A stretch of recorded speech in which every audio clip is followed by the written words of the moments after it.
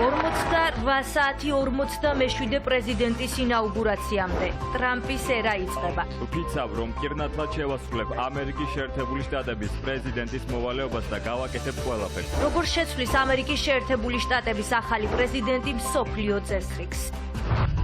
ერთიანი ნეიტრალური საქართველოს საჩივარი პროკურატურაში. განვითარებისათვის ერთ-ერთ აუცილებელ პირობას მიგვაჩნია ქვეყანაში მოქმედი ჯაშუშური ქსელის გამოვლინება და მათი საქმიანობის გამოძიება. საზოგადოებრივი მოძრაობა ქვეყნის წინააღმდეგ ჩადენილი დანაშაულების გამოვლენას და კონკრეტული პოლიტიკური სუბიექტების დასჯას ითხოვს. ვისი ჯაშუშობა თუ არა ამ ხალხის ჯაშუშობა უნდა შევისწავლოთ, ვინც საქართველოს ტოვებს მეგობრების გარეშე. ეკეტი გაუპატიურება, წამება ადამიანების ოჯახებში, თვალთვალის აძინებლებში და ასე შემდეგ, მე ყველაფერი დაუჟელი არ უნდა დარჩეს.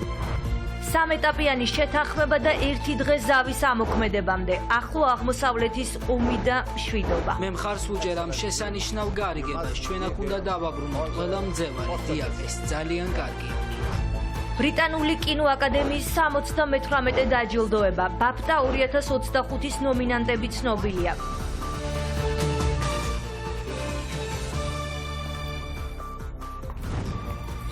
საღამო მშვიდობისა, ეს კურიერია 9 საათზე, მე იზი ბურნაძე ვარ, ვაჯამებთ დღისა და კვირის მნიშვნელოვან სიახლეებს. მეორედ პრეზიდენტის რანგში და 2 დღე თეთრ სახლში დაბრუნებამდე, დონალდ ტრამპის ინაუგურაციამდე საათები რჩება. მსოფლიო ყურადღების ცენტრში კი ახლა ამერიკის შეერთებული შტატები და ვაშინგტონია. ქვეყანაში პოლიტიკურ ამინდთან ერთად ამინდიც იცვლება. სწორედ ამიტომ შენობის გარე ტერიტორია შიდა სივრცე ანაცვლებს. 40 წლის შემდეგ პირველად შტატების 47 პრეზიდენტი ძლიერი ყინვის გამო ფიცს კაპიტოლიუმში დადებს. დონალდ ტრამპის 2025 წლის 20 იანვრის დღე ზუსტად ისე დაიწყება, როგორც 2017 წლის 20 იანვარი. 8 წლის შემდეგ ის ამ გზას მეორედ გაივლის. როგორ შეიცვლება მსოფლიო წესრიგი ტრამპის ოვალურ კაბინეტში დაბრუნების შემდეგ, მსოფლიო ამერიკის დღის წესრიგის ახალ კონტურებს ელოდება. მთავარი გზავნილების ამოკითხვას კი სწორედ საპრეზიდენტო სიტყვიდან ელის, რომლითაც არჩეული პრეზიდენტი საზოგადოებას ინაუგურაციის დღესვე მიმართავს. ვფიცავ, რომ პირნათლად შევასრულებ ამერიკის შეერთებული შტატების პრეზიდენტის მოვალეობას და გავაკეთებ ყველაფერს. ამ სიტყვებს დონალდ ტრამპი 8 წლის შემდეგ ისევ გაიმეორებს და ამერიკის არჩეული პრეზიდენტი ამერიკელი ხალხის წინაშე საპრეზიდენტო ფიცს უკვე მეორედ დადებს. ფიცის დადების შემდეგ ამერიკის 45 პრეზიდენტი ოფიციალურად 47-ს გახდება. ტრამპის ინაუგურაცია გამორჩეული იქნება იმითაც, რომ 40 წლის შემდეგ პირველად ცერემონია არა ღიაცის ქვეშ, არამედ დახურულ შენობაში გაიმართება.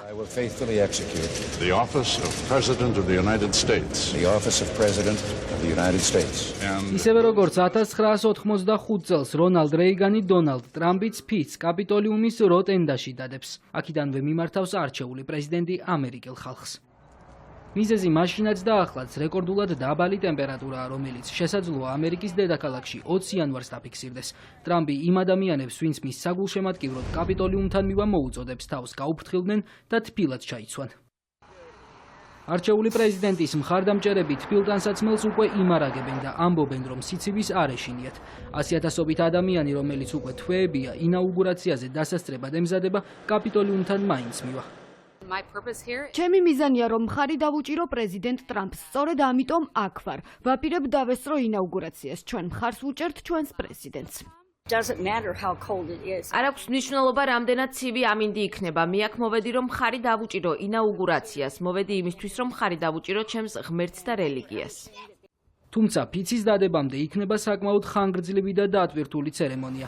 დღე იწყება იმით, რომ არჩეული პრეზიდენტი და მისი ოჯახი დაესწრებიან კერძო ლოცვას თეთრ სახლთან წმინდა იოანეს საეპისკოპოსო ტაძარში. ლოცვის შემდეგ ტრადიციისამებრ ამერიკის არჩეული პრეზიდენტი თეთრ სახლში მოქმედს ეწევა, რის შემდეგაც იწყება გზა კაპიტოლიუმამდე. დონალდ ტრამპი და არჩეული ვიცე-პრეზიდენტი მაიკ პენსი ფიცის დადების ცერემონიაზე გაემგზავრებიან.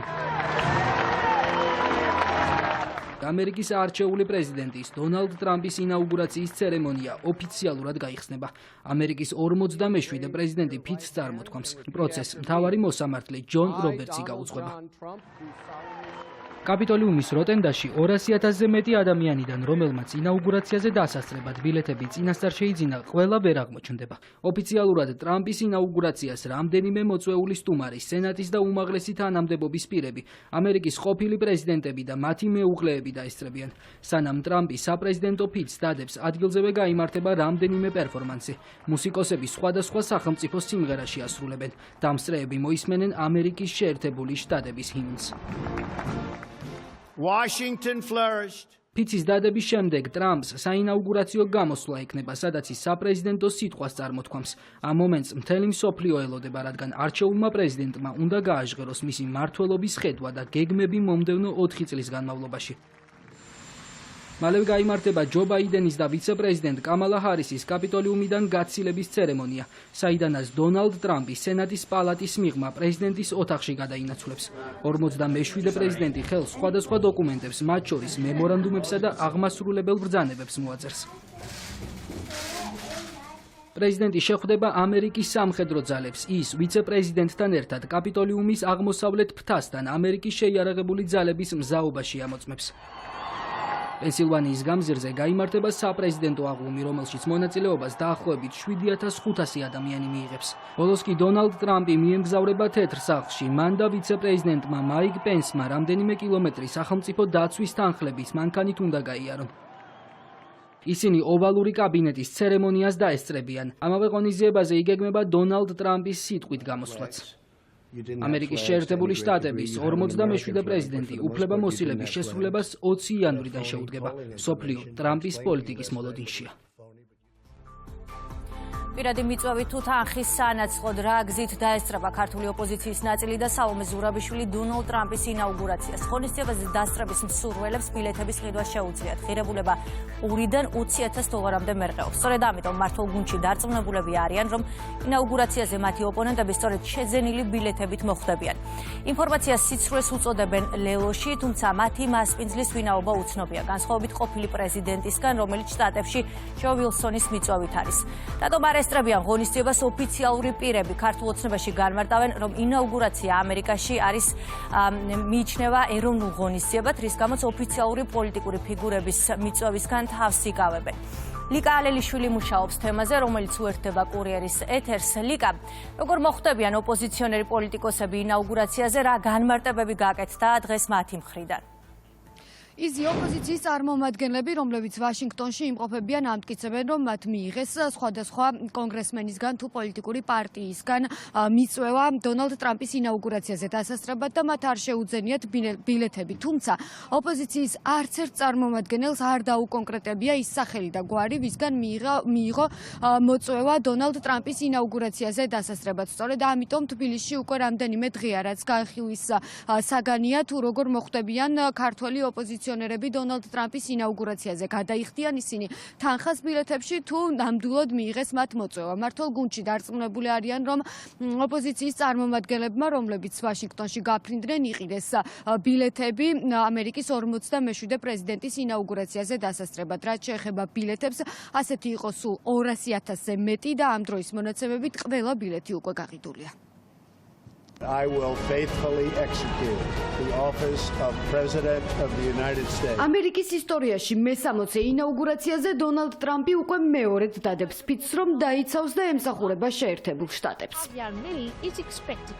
ცნობილია, რომ ინაუგურაციაზე დასასწრები ყველა ბილეთი გაყიდულია. უსაფრთხოების ზომები კი უკიდურესად გამკაცრებული. ინაუგურაციას თითქმის მე-4 მილიონი ბილეთიანი სტუმარი დაესწრება. გარდა ამისა, იქნება ხალხი, რომელიც მონაწილეობას მიიღებს ქალაქის ცენტრში დაგეგმილ უამრავ მსვლელობაში. მიწვევით თუ ბილეთების შეძენით, რა გზით მოხვდებიან ღონისძიებაზე ვაშინგტონში ჩასული ქართველი ოპოზიციონერები. ტრამპის საინაუგურაციო კომისიისგან ოფიციალური მიწვევა არავის მიუღია. ჯო უილსონმა დაპატიჟა სალომე ზურაბიშვილი. ლელოს ლიდერების მასპინძლების ვინაობას კი თბილისში დარჩენილი ხაზარაძის თანაგუნდელები არ ამხელენ. ვაშინგტონში მყოფ კოლეგებს კიდევ ერთი ოპოზიციონერი დღეს შეუერთდება. შტატებში გაემგზავრა გიორგი ვაშაძეც. წასვლამდე თქვა, რომ ბილეთი არ უყიდია და მიწვევა რესპუბლიკური პარტიიდან მიიღო, თუმცა კონკრეტულად ვისგან არც ვაშაძემ დააკონკრეტა. რესპუბლიკელების მიწვევით მივდივარ, მოწვევა გვაქვს ჩვენ სალომე ზურაბიშვილს, ჩვენ პოლიტიკურ ძალებს, ვინც ამერიკის სტრატეგიულ პარტნიორად განიხილება საქართველოში რა და ძალიან მნიშვნელოვანია ჩავიტანოთ ჩვენი თანამემამულეების გზავნილი, რომ ვაპირებთ ბრძოლას. ძლიერი საქართველოს წევრები და ლიდერები, მამკა ხაზარაძე, ბადრი ჯაფარიძე, გრიგოლ გეგელია არიან და დაესწრებიან ინაუგურაციის საზეიმო ღონისძიებას კონგრესმენების მოწვევით, რა ფორმითაც იქნება პროტოკოლურად გათვალისწინებული ღონისძიება, იმ ფორმით მივიღებთ მონაწილეობას. უახლოეს მომავალში შეიტყობთ უშუალოდ ვინ არის მომწვევი. სახელისუფლებო პარტიაში დარწმუნებული არიან, რომ ამერიკის პრეზიდენტის ინაუგურაციაზე ქართველი ოპოზიციონერები სწორედ შეძენილი ბილეთებით მოხვდებიან. მმართველი გუნდის ინფორმაციით, მათმა ოპონენტებმა სავარაუდოდ ის ბილეთები შეიძინეს, რომლის ფასიც 2000-დან 20,000 დოლარამდე მერყეობს. თვითონ ინაუგურაციასთან დაკავშირებით უარსდები 200,000-მდე ბილეთი არის გაყიდული და ნებისმიერ მოქალაქეს შეუძლია შეიძინოს ბილეთი და დაესწროს ინაუგურაციას, ანუ განსხვავებული ფასებია, რა თქმა უნდა. ხა ამით ის თვითონ ბატონი ხა ვაშაძე, ბატონი ხაზარაძე, ქალბატონი ზურაბიშვილი ცდილობენ რომ შეიყვანონ ხალხის შეცდომაში, თითქოს ისინი ეს ოპოზიციონერები ისეთი რანგის ფიგურები არიან, რომ ბატონმა ტრამპმა ისინი ინაუგურაციაზე დაპატიჟა. ხო კიდევ ერთხელ ვიმეორებ, ნებისმიერ მოქალაქეს შეუძლია დაესწროს თუ გადაიხდის შესაბამის თანხას. გარკვეული ადგილები ამ ინაუგურაციაზე გარკვეული ფასად იყიდება. მე წავედი და შერატო არ წახვედი, ეს არის ასე ვთქვათ ის რითაც საერთოდ სპეკულირებს ოპოზიცია, რომ მე მაგ რაღაცა უფრო მეტი საერთაშორისო წვდომა. ჩვენ აქ სულ სხვა თემაზე გვაქვს საუბარი, ჩვენ საუბარი გვაქვს იმაზე, რომ ტრამპის ადმინისტრაციის პირობებში საქართველოსთან მიმართებაში ამერიკის შეერთებული შტატების პოლიტიკა იყოს კარდინალურად მნიშვნელოვნად განსხვავებული, ვიდრე ეს იყო წარსული პრეზიდენტის ადმინისტრაციის პირობებში. აქ არის ეს მთავარი. ამერიკის ისტორიაში მესამოცე ინაუგურაციას 200,000-ზე მეტი ის ადამიანი დაესწრება, რომელმაც სხვადასხვა ღირებულების ბილეთები სპეციალურად ამ დღისთვის შეიძინა. პასუხი საზოგადოების დაკვეთას და ერთი კომისია, რომელმაც ბევრი უნდა გამოიძიოს. საკანონმდებლო ორგანო დროებითი საგამოძიებო კომისიის შექმნისთვის ემზადება, რომელიც პირველივე სასესიო კვირაში ფორმირდება. გეგმა ცნობილია, მიზანი გაცხადებული. კომისია ნაციონალური მოძრაობის დროს ჩაადენილ დანაშაულებს შეისწავლის. საქმეები კი სამართლებრივი რეაგირებისთვის საგამოძიებო უწყებას გადაეგზავნება. სანამ დასკვნა იქნება, პროკურატურაში პირველი საჩივარი უკვე შევიდა. ერთიანი ნეიტრალური საქართველო ქვეყანაში მოქმედი ჯაშუშური ქსელის გამოვლენასა და მათი საქმიანობის გამოძიებას ითხოვს. პარიერ გადალახული ოპოზიცია საგამოძიებო კომისიას მუშაობაზე ისევ უარს ეუბნება. მმართველი გუნდი კი ოპონენტებს კონსტიტუციაზე მეუთითებს. მოამზადეთ შესაბამისი მასალები იმ საჯარო განცხადებათა და მოქმედებათა ჯაჭვის შესახებ, რომლებიც მიმართული იყო ქვეყნის ეროვნული ინტერესების წინააღმდეგ. ოპოზიციური პარტიებისა და მათი ლიდერების წინააღმდეგ ერთიანმა ნეიტრალურმა საქართველოს პროკურატურას უკვე მიმართა. როგორც საზოგადოებრივ მოძრაობაში განმარტავენ, საქართველოს უსაფრთხოებისა და განვითარებისთვის აუცილებელია საგამოძიებო უწყება კონკრეტული პირების მოღალატეობრივი ქმედებებით დაინტერესდნენ. ამბობენ, რომ 2012 წლამდე მიმდინარე პროცესების გამოძიება პრიორიტეტულია, თუმცა ოპოზიციამ სამართლებრივი პასუხი ბოლო წლებში ჩადენილ დანაშაულებზეც უნდა აგოს.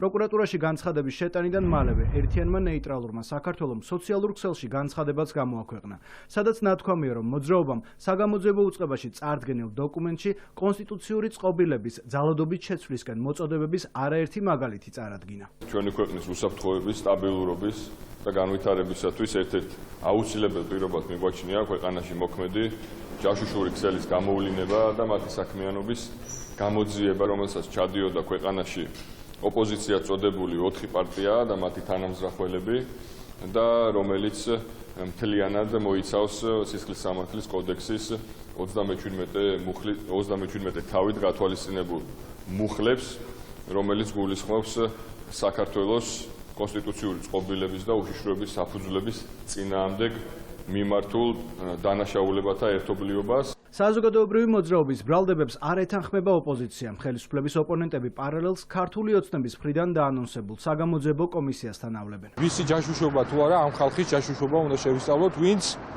საქართველოს ტოვებს მეგობრების გარეშე 12 წელი გავიდა და ეხლა ეუნებიან ხალხს, რომ ჩვენი მთავარი მიღწევა იქნება, რომ ვიღაცებს გავასამართლებთ, არ ვიცი, თავიდან, არ ვიცი. ნაცმოძრაობის რამდენიმე ლიდერი გასამართლებული ყავთ. ალბათ თავიდან აპირებენ ამ ხალხის გასამართლებას. არალეგიტიმურ პარლამენტში ნებისმიერი პროცესი არის არალეგიტიმური. რაც შეეხება უშუალოდ გასამართლებას ოპოზიციის წევრების, ეს არის უბრალოდ ცირკის დადგმის ახალი მცდელობა, რაც რა თქმა უნდა არის უკვე მათი რაღაც პროპაგანდისტული ხასიათის კიდევ ერთხელ დადგმული სცენარი. ქართული ოცნება წინასაარჩევნო დადებულ პირობაზე საუბრობს და საგამოძიებო კომისიის შექმნას საგაზაფხულო სესიის დაწყებისთანავე აანონსებს. სახელმწიფო გუნდში აცხადებენ, რომ ნაციონალური მოძრაობის მმართველობის პერიოდს პოლიტიკურთან ერთად სამართლებრივი შეფასება უნდა მიეცეს. უმრავლესობა დარწმუნებულია, რომ 6 თვიანი მუშაობის შემდეგ პროკურატურას არაერთი მნიშვნელოვანი მტკიცებულება გადაეცემა. ქართულ ოცნებაში დღეს ერთიანი ნეიტრალური საქართველოს მიერ საგამოძიებო უწყებაში შეტანილ განცხადებასაც გამოეხმაურნენ. ის, რასაც ქართული ოპოზიცია დღეს რეალურად წარმოადგენს, მათი ქმედებები პირდაპირ უკავშირდება ხშირ შემთხვევაში ისეთ ასე თქვათ ქმედებებს, რომელიც უკვე არა რომელიმე პოლიტიკურ პარტიას ან პოლიტიკურ პროცესს, ხშირ შემთხვევაში სახელმწიფო ინტერესებს ასე თქვათ აზიანებს. აქედან გამომდინარე, რამდენად არის მათი ეს საქმიანობა ასე თქვათ სისხლის სამართლებრივი პასუხისგებლობის ქვეშ მყოფი, ამას რა თქმა უნდა შესაბამისი საგამოძიებო შეფასება ჭირდება და ქმედებების ჩატარება ჭირდება. 9 წლიანი რეჟიმი, რომელმაც ომში გაქვია, ტერიტორიები გადააბარა რუსეთში, ის სისტემური დანაშაულები რაც ხდებოდა, რეკეტი, გაუპატიურება, წამება ადამიანების ოჯახებში, თვალთვალის აძინებლებში და ასე შემდეგ, ეს ყველაფერი დაუჟელი არ უნდა დარჩეს და ჩვენ ბევრჯერ ხაზი გაგვისვავს, რომ ეხლა დადგა ის მომენტი, როდესაც ჩვენი ქვეყანა იმდენად ძლიერი არის და უკვე იმდენად გამტკიცებული არის ჩვენი სუვერენიტეტი და იმდენად დამოუკიდებლები ვართ, რომ შეგვიძლია ეს ნაბიჯი გადავდგათ, ვინაიდან ამ ძალებს მფარველობდნენ გარედან ძალიან ძლიერი, ასე ვთქვათ, აქტორები, რომლებიც ამის საშუალებას არ გვაძლევდნენ და თავს მოგვახვიეს თავის დროზე კოჰაბიტაცია. საგამოძიებო კომისიის მნიშვნელობაზე და წინა ხელისუფლების პერიოდში ჩადენილ კონკრეტულ დანაშაულებთან დაკავშირებით ჟურნალისტების მიერ დასმულ შეკითხვას უპასუხა საქართველოს პრემიერ-მინისტრმა. ირაკლი კობახიძემ ოპონენტებს კონსტიტუციაში არსებული ჩანაწერი კიდევ ერთხელ შეახსენა და თქვა, რომ კომისიასთან თანამშრომლობა სავალდებულოა, რადგან ამის აუცილებლობას ქვეყნის მთავარი კანონი და სისხლის სამართლის კოდექსი არეგულირებს. საგამოძიებო კომისიასთან თანამშრომლობა არის ყველა შესაბამისი პირის ვალდებულება. თუ ეს ვალდებულება არ შესრულდება, ამისათვის არის გათვალისწინებული სისხლის სამართლის სანქციები. მე ეს ყველას მინდა შევახსენო.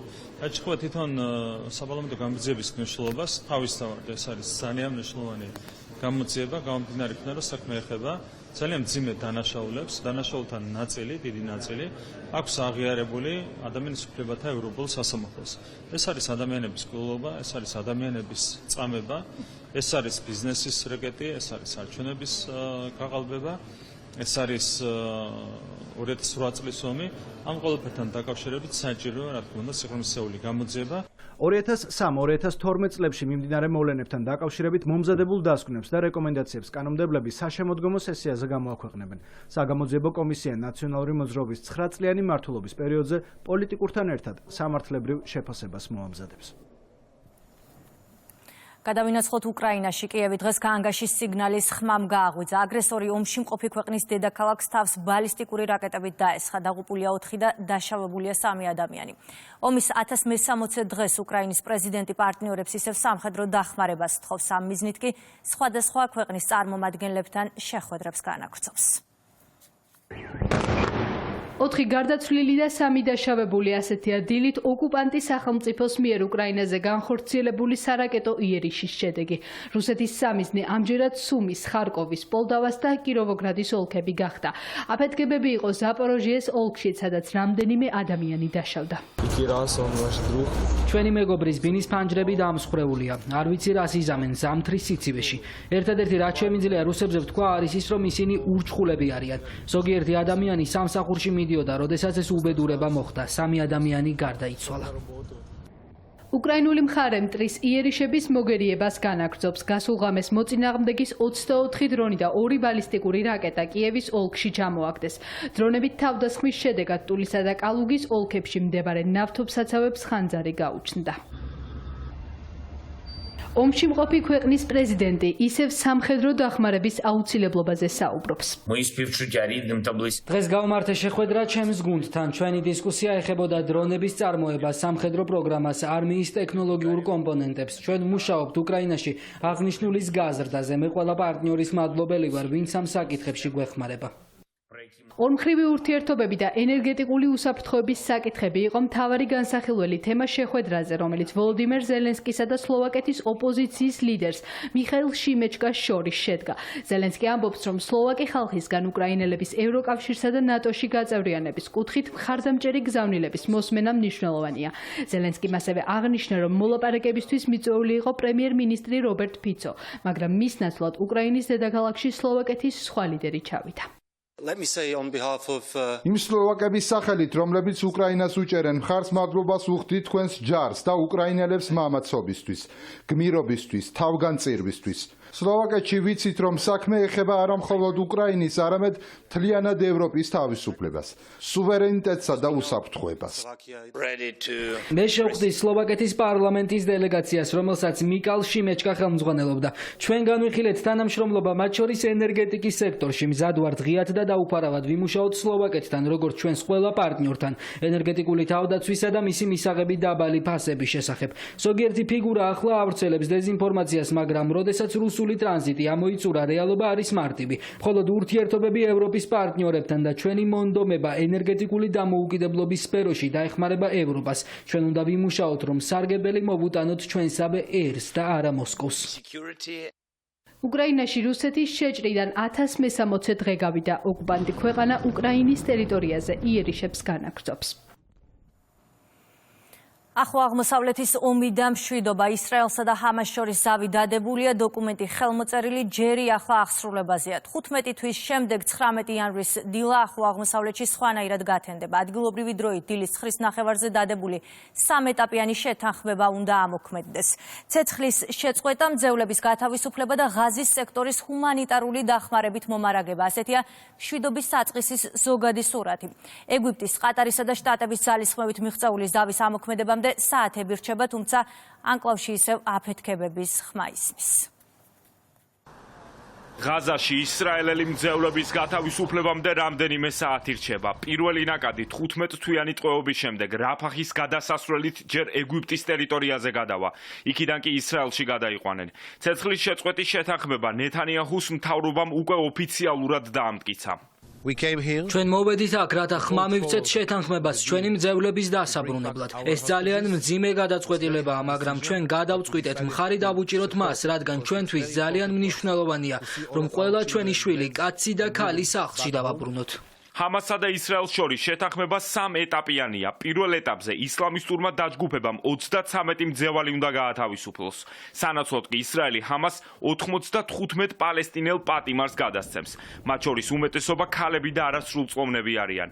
ზავი ოფიციალურად ხვალიდან ამოქმედდება და მომდევნო 42 დღის განმავლობაში მძევლების გათვლის პარალელურად უნდა მოხდეს ისრაელის ჯარების ეტაპობრივი უკანდახევა და ღაზაში ჰუმანიტარული დახმარების შეუფერხებელი მიწოდება. 15-თვიანი ომის დასრულებას იმედით ელოდებიან რიგითი პალესტინელები. ზავის მიღწევას ომისგან განადგურებულ ქუჩებში ზეიმი და ოვაციები მოჰყვა. ჰუმანიტარული კატასტროფის წინაშე მყოფი ღაზელები იმედოვნებენ, რომ ოჯახებს, მათ შორის ბავშვებს, ცხელი კერძის მოსაპოვებლად საათობით რიგში დგომა აღარ მოუწევთ. იმედი მაქვს, ღმერთისნებით ზავი ამოქმედდება და ყველაფერი კარგად მოგვარდება. ასე რომ ჩვენ შეგვიძლია შევწყვიტოთ ბრძოლა ელემენტარული კერძის მოსაპოვებლად, რომლისთვისაც ახლა 3 საათი რიგში დგომა გვიწევს. შეგვეძლება ცხელიწვრიანი ჩვენს ბავშვებს სამზარეულოში მოვუმზადოთ. ცეცხლის შეწყვეტის შეთანხმებას მიესალმებიან ისრაელელებიც.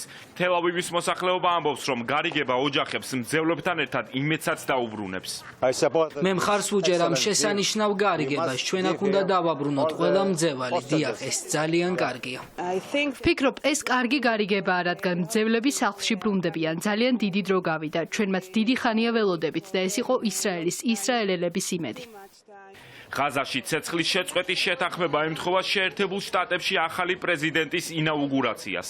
დონალდ ტრამპი ტერორისტულ ორგანიზაციად აღიარებულ ჰამას ჯოჯოხეთს პირდება.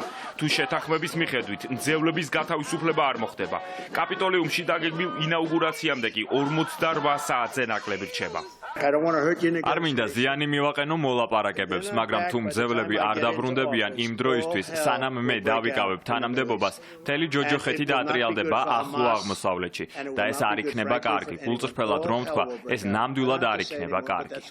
ცეცხლის შეწყვეტამდე ერთი დღით ადრე ხან იუნისში მცხოვრები პალესტინელები ისრაელის თავდასხმის დროს დაღუპულ ოჯახებს გლოვობენ. დედა, მამა და 3 მცირეწლოვანი საჰაერო იერიშის დროს დაიღუპა.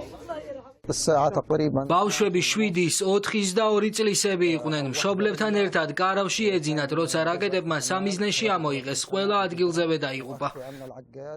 შეთანხმების გამოცხადებიდან მის ამოქმედებამდე ისრაელის თავდასხმებს უკვე 120 პალესტინელი შეეწირა. მათ შორის არიან ქალები და ბავშვები. ზავის მიხედვით ცეცხლი ხვალ დილიდან უნდა შეწყდეს. ჯამში 2023 წლის ოქტომბრიდან ღაზის სექტორში დაღუპულია 45,000-ზე მეტი ადამიანი. ათეულობით 1000 კი დევნილად იქცა. საომარი მოქმედებების და ბლოკადის გამო სამოქალაქო მოსახლეობა ჰუმანიტარული კატასტროფის წინაშე აღმოჩნდა. ისრაელმა ღაზის სექტორში ჰამასის წინააღმდეგ ფართო მასშტაბიანი სამხედრო ოპერაცია მას შემდეგ დაიწყო, რაც 2023 წლის 7 ოქტომბერს პალესტინელთა რადიკალური დაჯგუფებები თავს დაესხნენ ისრაელის სამხრეთს. 1200 ადამიანი მოკლეს და 250-ზე მეტი მძევლა დაიყვანეს. ისრაელის მონაცემებით ჰამასის ტყვეობაში რჩება 90-ზე მეტი მძევალი, რომელთაგან 30-ზე მეტი შესაძლოა ცოცხალი აღარ იყოს. დავბრუნდეთ საქართველოში, სადაც სამუშაო ვიზიტით ნატოს გაერთიანებული ძალების საწვრთნელი ცენტრის ახალი მეთაური გენერალ-მაიორი ბოგდან რიცერსკი იმყოფებოდა. ვიზიტის ფარგლებში ცენტრის მეთაური თავდაცვის ძალების მეთაურის მოადგილეს. გენერალ-მაიორ ზაზა ჩხაიძესა და წვრთნებისა და სამხედრო განათლების სარდალს პოლკოვნიკ ზურაბ ხვიჩიას შეხვდა. ისაუბრეს საქართველოს თავდაცვის ძალების შესაძლებლობებზე, მიმდინარე რეფორმებსა და მომავალი თანამშრომლობის პერსპექტივებზე. განიხილეს საქართველოში მიმდინარე წელს დაგეგმილი ნატო-საქართველოს სწავლება.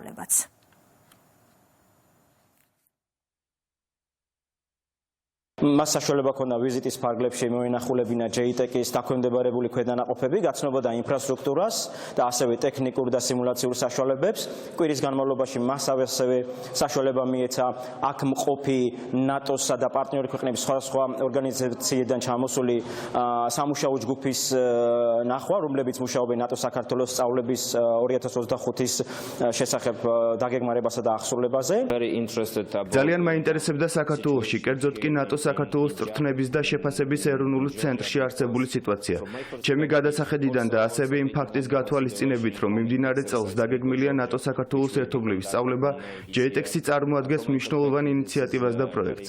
ასევე ჩემთვის კონკრეტულად კი გაერთიანებული ძალების საწვრთნელი ცენტრის და ცენტრის პერსონალის მიერ განხორციელებული სამუშაო პროგრამის ფარგლებში JTEC-ის პროექტი ერთ-ერთი პრიორიტეტია. გულახდილად რომ ვისაუბრო, საქართველოში ვნახე საკმაოდ ბევრი მიღწევა, ოფიცრების, სერჟანტების და სამოქალაქო პირებისგან შემდგარი ჯგუფები, რომელიც აქტიურად მუშაობს გაერთიანებული ძალების საწვრთნელი ცენტრის და ნატო-საქართველოს წვრთნების და შეფასების ეროვნული ცენტრის ფარგლებში. ჩვენ ვთანამშრომლობთ JTEC-თან, რათა კიდევ უფრო განვავითაროთ საქართველოს თავდაცვითი შესაძლებლობები. როგორც მეთაური გავაკეთებ ყველაფერს, რომ ცენტრს გავუწიოთ დახმარება, რომელიც მნიშვნელოვან საქმეს ასრულებს საქართველოს თავდაცვის ძალების განვითარების და თავდაცვითი შესაძლებლობების კიდევ უფრო გაძლიერებისა და გაფართოების მიმართულებით. კონცერტი პოლიტიკური ნოტებით და კრიტიკა Guns N' Roses-ვის სურს 30 მაისს დაგეგმილი ამერიკული როკ ჯგუფის ღონისძიების ჩაშხვა. მმართველი გუნდი ბულინგის მორიგ ტალღაზე საუბრობს. ეს მას შემდეგ, რაც სოციალურ ქსელში გამოჩნდა მოწოდებები ჯგუფის მისამართით, რომ არ ჩამოვიდნენ ქვეყანაში. ერთ-ერთი სალომე ზურაბიშვილია, რომელმაც დაწერა, რომ ახლა საქართველოში კონცერტის დრო არ არის. მმართველი გუნდი ყოფილი პრეზიდენტის რეალურ ზრახვებზე საუბრობს. სალომე ზურაბიშვილის მოწოდებას და სურვილებს კი ქვეყნის საზიანო ქმედება დაფასებს. სალომე ზურაბიშვილი იქნება თუ ნებისმიერი ოპოზიციონერი, მათი დამოკიდებულება ქვეყნისადმი რა არის? რომ ქვეყანაში უნდა ყველაფერი გაჩერდეს. ქართული ოცნება იმ გამოხმაურებებზე საუბრობს, რომელიც სოციალურ ქსელში Guns N' Roses დაგეგმილ კონცერტს მოჰყვა. მათ შორის სალომე ზურაბიშვილის მხრიდან. ექს-პრეზიდენტი პლატფორმა X-ზე იმ მოწოდებებს შეუერთდა, რომლის მიხედვითაც ლეგენდარულ როკ ჯგუფს ურჩევენ საქართველოში არ ჩამოვიდეს. უმრავლესობა ამას ბულინგის მორიგ ტალღას უწოდებს და ამბობს, რომ მათი ოპონენტები მუსიკალური ღონისძიების ჩაშლასაც საკუთარი პოლიტიკური მიზნებისთვის ცდილობენ. მათ მთელი ამ წლების განმავლობაში აღიზიანებდათ კონკრეტულად ის, რომ ქვეყანაში იყო ეკონომიკური წინსვლა, ქვეყანაში იყო მშვიდობა, ქვეყანა ვითარდება. ეს არის მათთვის ყველაზე მეტად გამაღიზიანებელი რამ. მათი მიზანი ამიტომ არის, რომ ქვეყანაში ეს იქნება ვალუტის კურსი, ეკონომიკური განვითარება, კულტურული ცხოვრება, ჩაკლან, რომ ქვეყანა ჩააბნელონ და ამ ჩაბნელებულ ქვეყანაში მათ, ასე თქვა, თავიანთი პოლიტიკური, რო იტყვიან, ხეირი და მიზანი ნახონ. ეს არის ამათი, ასე თქვა, სახე და მიზანი, იმიტომ რომ ნორმალურ ვითარებაში მათ ხელისუფლებაში დაბრუნების შანსი არ აქვს. პროტესტი არ გაჩერდება მანამ, სანამ არ იქნება ახალი არჩევნები. ამის შემდეგ უკვე კონცერტებს მივესალმებით. დაწერა სალომე ზურაბიშვილმა, რომლის პოზიციას იზიარებს ოპოზიციაც. ხელისუფლების ოპონენტები ამბობენ, რომ საზოგადოებაში ახლა საზეიმო განწყობა არ არის და ხალხის დაკვეთა დღეს მხოლოდ ახალი არჩევნებია. საზოგადოების უდიდესი ნაწილი დგას ქუჩაში ორი სამართლიანი მოთხოვნით. ეს არის პოლიტიკური პატიმრების გათავისუფლება და ახალი არჩევნების ჩანიშვნა. ამ ფონზე ხალხისა და ბიუჯეტის ფულის ფლანგვა, გამოყენება, მითვისება და სახლში წაღება არალეგიტიმური ქართული ოცნების მიერ. რა თქმა უნდა შევაფასოთ უკიდურესად ნეგატიურად. რა თქმა უნდა, ამ ეტაპზე ჩვენ ნამდვილად არ მივესალმებით და სრულიად წინააღმდეგები ვართ იმისი, რომ რაიმე სახის საზეიმო კონცერტები ჩატარდეს და მით უმეტეს მათში იყოს გადახდილი ხალხის თანხა. ხალხის დაკვეთა დღესდღეობით არის ხელახალი არჩევნების ჩანიშვნა, რომლებიც შემდეგ ასახავს ხალხის ნებას და შემდეგ უკვე უნდა ჩავნიშნოთ ის კონცერტის თარიღი. Guns N' Roses კონცერტი 30 მაისს შეკვეთილში უნდა გაიმართოს, სადაც რამდენიმე თვის წინ მესი ვათექის კონცერტიც უნდა ჩატარებულიყო, თუმცა ღონისძიება გაუქმდა. ამას წინ უძღოდა მოწოდებები საქართველოდან, რომ ბრიტანული ჯგუფი არ ჩამოსულიყო და ქვეყანაში არსებული პოლიტიკური ვითარება გაეთვალისწინებინა. ქართველი ხალხის სახელით მაშინ მათ ორგანიზაცია სირცხვილი ამაც მიწერა. მართლ პარტიაში ამბობენ, რომ მათი ოპონენტები დღესაც იმავეს ცდილობენ, რომ ხელი შეუშალონ ყველა იმ სარგებლის მიღებას, რაც ქვეყნის და საზოგადოების ინტერესებს ემსახურება. ქალბატონი ზურაბიშვილი, რომელიც მოგვევლინა მით უმეტეს ბოლო თვეების განმავლობაში ხო პირდაპირ უკვე დაუმალავად რადიკალური ოპოზიციის ლიდერად ჩვეულებრივად აგრძელებს ისეთ ქმედებებს, რომელიც ქვეყნისთვის არის საზიანო. ისეთი პოპულარული ჯგუფი, როგორც Guns N' Roses არის, რომელიც ჩამოდის საქართველოში და ცდილობს, რომ ხელი შეუშალო მის ჩამოსვლას, ну აი რატომ აკეთებ ამას, ხო? ერთი რომ ეს ჩვენი ქვეყნის პოპულარიზაციას კიდევ ხელს უწყობს, რა თქმა უნდა, ამას რა თქმა უნდა კიდე მოყვება რაღაცა დამატებითი ეკონომიკური ბენეფიტები და ასე შემდეგ და როდესაც გამიზნულად შენ ცდილობ რომ ეს ყველაფერი ჩაშალო, ჩვეულებრივად მათი დღის წესრიგი არის.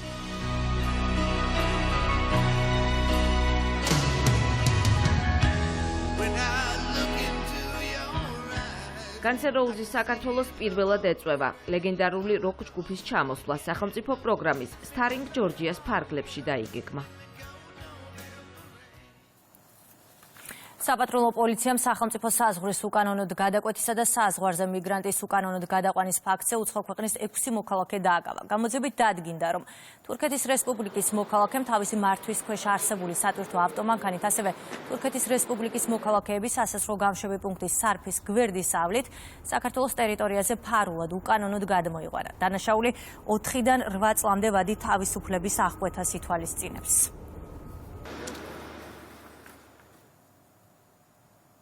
სამართალდამცველებმა პოლიციისთვის წინააღმდეგობის გაწევისთვის თემქის პოლიციასთან 6 პირი დააკავეს. ამის შესახებ კურიერს შინაგან საქმეთა სამინისტროში განუცხადეს. უწყების ინფორმაციით ადგილზე მისულ აქციის მონაწილეებს პოლიციამ არაერთგზის მოუწოდა კანონის დაცვისკენ, თუმცა მათ მოწოდება არ გაითვალისწინეს. კერძოდ, ერთი პირი პოლიციისთვის წინააღმდეგობის გაწევისთვის არის დაკავებული, დანარჩენების დაკავების მიზეზი კი ნიღბის მოხსნაზე სამართალდამცველების მოთხოვნისადმი დაუმორჩილებლობა გახდა.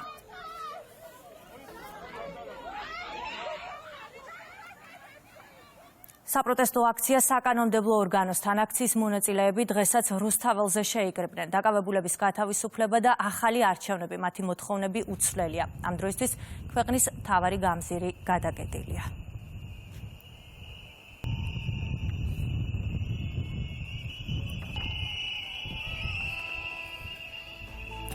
საქართველოს საუკუნოვანი ისტორია და ტურისტული პოტენციალი. ჩვენი ქვეყანა ამჯერად ფინეთში ჰელსინკის საერთაშორისო ტურისტულ გამოფენაში მონაწილეობს. 4 დღე 80-ზე მეტი ქვეყანა, 1000 კომპანია და ორგანიზაცია. ნორდიკულ ქვეყნებში უდიდეს ტურისტულ გამოფენაზე საქართველოს სპეციალური სტენდით არის წარმოდგენილი.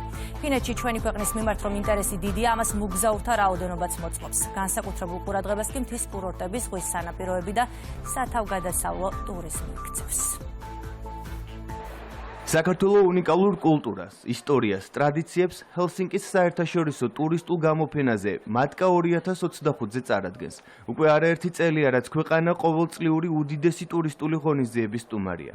საქართველოს ტურიზმის ეროვნული ადმინისტრაციის ხელმძღვანელმა ქვეყნის ტურისტული პოტენციალის განვითარების მიზნით ევროპულ კომპანიებთან შეხვედრა უკვე გამართა.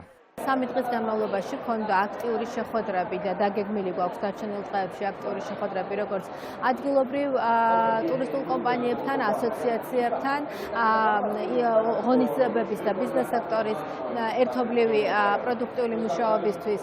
ვფიქრობთ, რომ 2025 წელი ბევრად უფრო წარმატებული იქნება. აღნიშნულ ბაზარზე ვიდრე თქვათ წინა წელი იყო, შესაბამისი მიზნებისთვის გარკვეული აქტივობები იგეგმება. ჰელსინკის საერთაშორისო ტურისტულ გამოფენაში მონაწილე უცხოური კომპანიები და ასოციაციები საქართველოს ტურისტულ პოტენციალს დადებითად აფასებენ. ამბობენ, რომ სამომავლოდ ქვეყანაში სტუმრობას გეგმავენ და საქართველოსთან აქტიურ თანამშრომლობასაც განიხილავენ.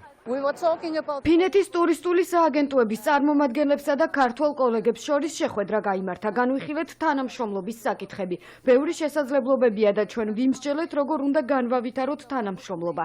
ფინეთში დიდი ინტერესია საქართველოსადმი. პანდემიამდეც საქართველო ძალიან ტრენდული იყო. ფინელები საქართველოში მოგზაურობით დაინტერესებულები არიან. აინტერესებთ სრიალი, ზღვის სანაპიროების მონახულება და სათავგადასავლო ტურიზმი. საქართველოში არასოდეს ყოფილ ვარ და მინდა ვეწვიო. მე მარკეტინგულ კომპანია ავიარებს წარმოვადგენ, რომელიც მსოფლიოში ერთ-ერთი დიდი კომპანიაა და 47 ქვეყანაში ოპერირებს. ჩვენ განვიხილავთ თუ რა შეიძლება შევთავაზოთ საქართველოს.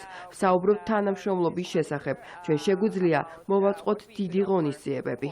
მატკას საერთაშორისო ტურისტულ გამოფენაში საქართველოდან 10-მდე სახელმწიფო და კერძო კომპანია მონაწილეობს. საერთაშორისო ტურისტების მოზიდვის მიზნით არაერთი შეხვედრა და მოლაპარაკება გაიმართა. გამოფენაზე მოწყობილია სპეციალური ტურისტული სტენდი, სადაც საქართველოს წარმომადგენლები ღონისძიების სტუმრებს ქვეყნის ღირსშესანიშნაობებს აცნობენ. ჩვენი მიზანია გავაფართოვოთ ჩვენი რეგიონით დაინტერესებული ქვეყნების არეალი. სკანდინავიის ქვეყნები ასევე შედის ჩვენი ინტერესების სფეროში. ქუთაისის აეროპორტი და ჩვენი ქალაქის მზარდი ტურისტული ინფრასტრუქტურა საშუალებას გვაძლევს, რომ ეს კომუნიკაცია მომავალში უფრო მჭიდრო გავხადოთ. გაოცებული ვარ იმით, როგორ ყველა იცის საქართველოს შესახებ, ყველა სმენია, ყველა მიცის ხაჭაპური, ფურჩხელა და ყველას უყვარს და აქვთ დაინტერესება. ბევრი სტუმარი მოვიდა, რომელიც ამბობდა, რომ უკვე ვიყავი, მაგრამ კიდევ უნდა მოვიდე აუცილებლად, იმიტომ რომ ძალიან მიყვართ თქვენი ქვეყანა. ღონისძიების სტუმრებისთვის განსაკუთრებით საინტერესოა საქართველო. ბუნებით, კერძებით, ღვინით მოხიბლული უცხოელები საქართველოში მოგზაურობას გეგმავენ. საქართველოში არასდროს ვყოფილ ვარ. ძალიან დავინტერესდი თქვენი ქვეყნით, ღვინის რეგიონებით და ვაპირებ ვიმოგზაურო საქართველოში.